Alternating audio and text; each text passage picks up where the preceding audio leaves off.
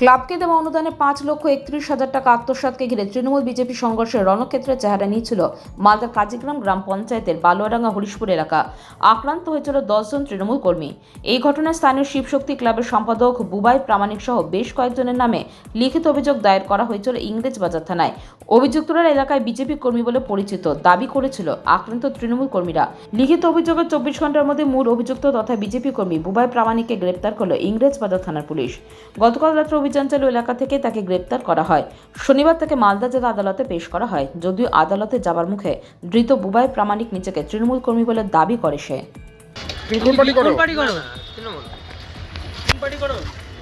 কোন পার্টি করো তুমি? বলছি তোমাকে ধরলো কেন ইসে ক্লাব? এটা তুমি জড়িত ছিলা? তাহলে তোমাকে অ্যারেস্ট করলো কেন? আমরা তো ভিডিও কোন দেখছিলাম। কোথায় ঝামেলাটা কি নিয়ে হয়েছিল?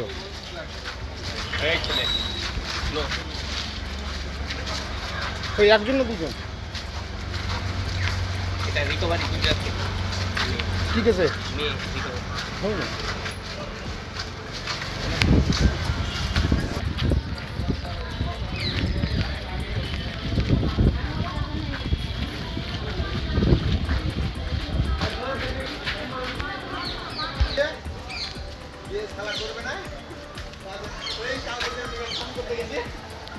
Bureau news Bangla Times.